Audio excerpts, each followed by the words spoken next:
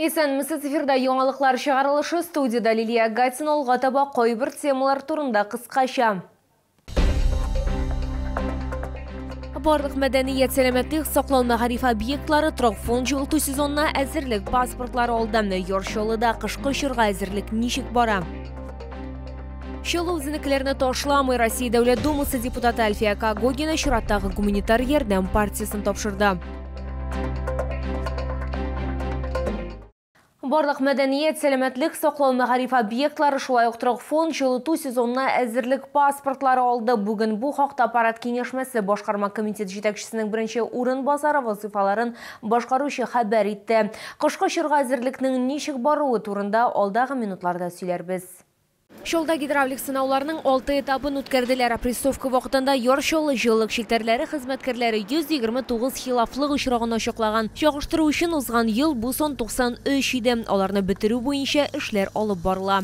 С 10 по 20 сентября проводится итоговая опрессовка по городу. Это традиционное испытание сетей, которое проводится перед началом нового отопительного периода, после окончания всех ремонтных работ.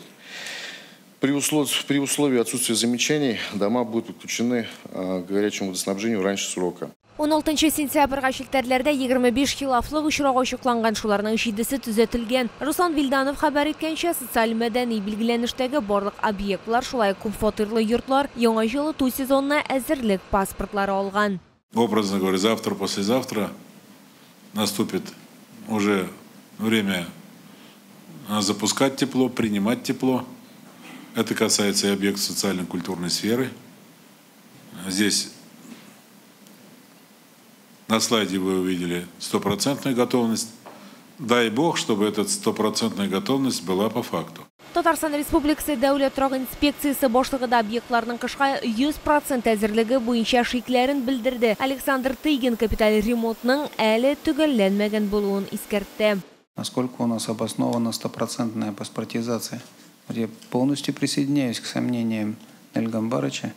Значит, что по факту мы, Нельгам Барыч, почти 700 домов из 17 тысяч запаспортизированных проверили. В итоге получилось 50 административных протоколов.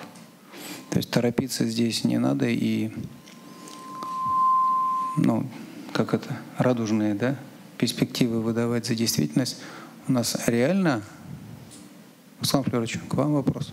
Мұңа Руслан Вилданов қысқағына жауап берді. Барлық юртларда Йоршолы жылық шелтерлері текшіруін ұзған һәм әзірлік паспорт алған. Лилия Гатина, Эльмира Гайнетдинова, Сергей Вилданов, Яңалықлар. Хаватырышы сюрпризлар китерді. Бұйыл май айында қыраулар болды. Бұйса жиләк жеміш ешілше оңышына тәсир етті. Қайбір бақшашылар құра жиләгі, жиләк жеміш, зілпі, помидор һәм қияр оңышы нашар болудан зорланды. Бүгін құжалық жетекшілері білен кеңешмәді мұңа шолы майрыда ихтибар етті. Ноэль Мағдиев сөзлерінше оңышының бір үліші яуым шым көп болу сәбәплі юғалған. Погода в сентябре помогла нам собрать соответствующий урожай. Это касается и картофеля, это касается и овощей. Поэтому есть полная уверенность, что сельскохозяйственные ярмарки, которые мы благодаря нашим труженикам сельского хозяйства проводим, будут достаточно богатыми. Йоршолда күзгі ауыл құжалығы ермекелері башланды. Қазір олар яңартылған майданшықларда Табиев Йор бойында түзуші стадионы қоршында һәм ипподром янында өткеріле. Шәһәргә Тукай, Сорман, Минзеле һәм башка районнардан 360 тоннадан артык продукция китерелгән. Хәзер фермерлар, аграриялар һәм сатучылар продукцияны уңайлы шартларда сата ала. Төзүче стадионы каршында һәм ипподром территориясында 2 ярминкә майданчыгы төзелеше төгәлләнгән. Аларны төзекләндерүгә республика бюджетыннан 40 миллион сумнан артык акча бүлеп бирелгән. Шәһәр бюджетыннан да шул кадәр күләмдә акча юнәлтелгән. В настоящее время площадки оборудованы навесами, установлены торговые места, где одновременно только под навесами смогут разместиться более 200 сельхозпроизводителей. Определены специальные места для рубки мяса, установлены теплые помещения для размещения служб ветеринарно-санитарного контроля и других служб Ел башыннан бирле шәһәрдә барлыгы 55 ярминкә уздырылган. 2023 ел белән чагыштырганда продукция сату 19%-ка арткан. Бу вакыт эчендә 1000 тоннадан артык яшелчә сатылган. Бәрәңге 560 тонна, суган 240 тонна, кишер 93 тонна, чөгендер 55 тонна, кәбестә 88 тонна. Сегодня это то место, куда можно комфортно прийти и тем, кто торгует, и тем, для кого торгуют. Вы видите, количество ярмарок из года в год растет. Шәһәр башлыгы билгеләп үткәнчә, моның өчен шартлар тудырылган. 14 сентябрьдән авыл хуҗалыгы ярминкәләре гадәттәгечә атнага 1 тапкыр, шимбә көннәрендә иртәнге 8-дән көндезге сәгать 3-кә кадәр узачак. Лилия Гатина, Эльмира Гайнетдинова, Сергей Вильданов, Яңалыклар. Мошенниклыкта шикләнүче чол эшкуарына шик кую чарасы сайланды. Валерий Чумаковны тикшерүдә качу куркынычы, шаһитләргә басым ясау һәм дәлилләрне юкка чыгару ихтималы аркасында 2 айга сагасында калдырдылар. Билгеләп үтелгәнчә, аның илдән китү өчен финанс чаралары бар. Моннан тыш Европоселок һәм кунакхана хуҗасы билгесез затлар шул исәптән Тукай районы хакимияте вәкилләре белән сүз куешкан башка җинаятләрдә катнашы булырга мөмкин. Тикшерү мәгълүматлары буенча, узган елның көзендә ул табигать саклау зонасында 25 җир кишәреклеген 5 муниципаль кишәрлеккә алмаштырган. Аларның бәясе 100 миллион сумнан артып китә. Әгәр сезне берәр проблема борчыса яки шатлыклы хәбәр җиткерәсегез килсә, безнең WhatsApp хезмәтенә мөрәҗәгать итегез. Фотосурәтләрегезне һәм видеоларыгызны 8939 311 31 31 телефоны буенча көтеп калабыз.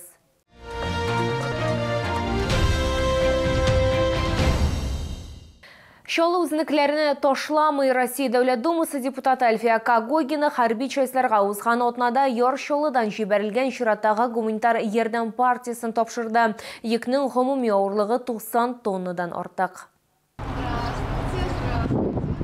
Каты кул кысышулар, хәрбиләрнең йөзләрендә бәхетле елмаюлар һәм җылы кочаклашулар. Сугышчыларның Альфия Кагогина белән традицион очрашулары нәкъ менә шулай уза. Дәүләт тәэмин итүенә өстәмә рәвештә автомобильләр, запас частьләр, кирәк-яраклар, җиһазлар, дарулар, эчә торган су һәм азык-төлек китерелде.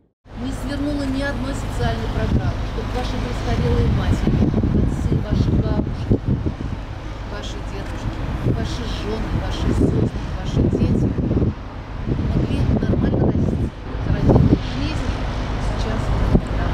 Буларның барысы да автогигант һәм аның эшчеләре тарафыннан турыдан-туры полк командирлары үтенече, сугышчыларның үзләре һәм хәрби частьләрнең ихтыяҗлары буенча җыелган һәм әзерләнгән. Үз чиратында хәрбиләр туган шәһәрләренә зур рәхмәт белдерделәр. Шулай ук Россия Дәүләт Думасы депутаты өчен дә сюрприз әзерләгән.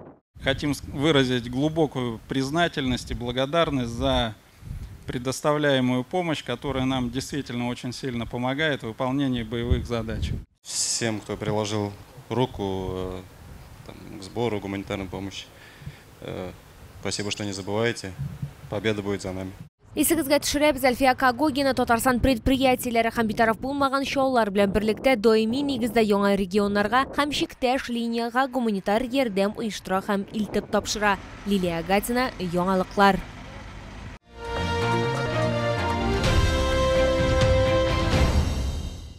Төрле үлчәмдәге һәм уңайлы модельләр арзан бәядән сатыла. Беларусь аяк киемнәре күргәзмә ярминкәсе үз коллекциясын көзге туфли һәм ботинкалар белән тулыландырды. Өстәвенә Чаллы халкы һәм шәһәр кунаклары төрек текстилен дә сатып ала. Сезне Муса Җәлил урамы 55Б үзәк сәүдә үзәге элекеге балалар дөньясы бинасы адресы буенча көтеп калалар.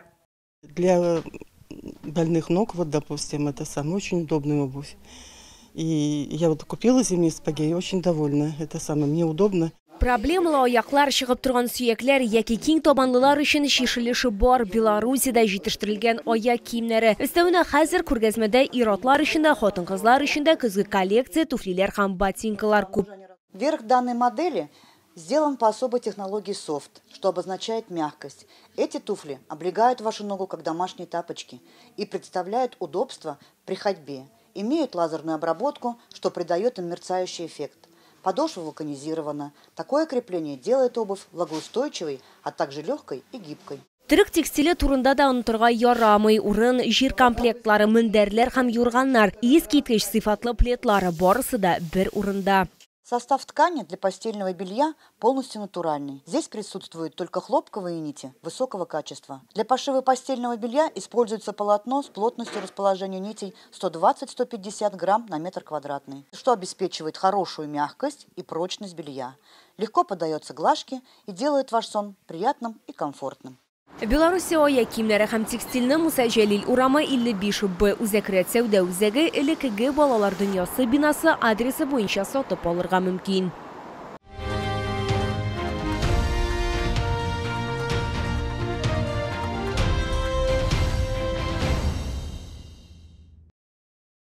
Бу сезгә җиткерәсе соңгы мәгълүматыбыз иде. Мин Лилия Гатин сезнең белән сау булашам һәм барчаларыгызга да уңышлы эш атналары телим.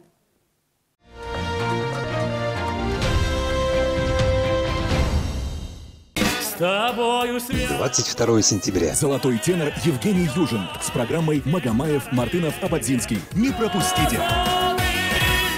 Рыба Камчатки в набережных Челнах. Только с 18 по 22 сентября. Площадка у гипермаркета «Мегастрой». Оцените настоящий вкус рыбы Камчатки.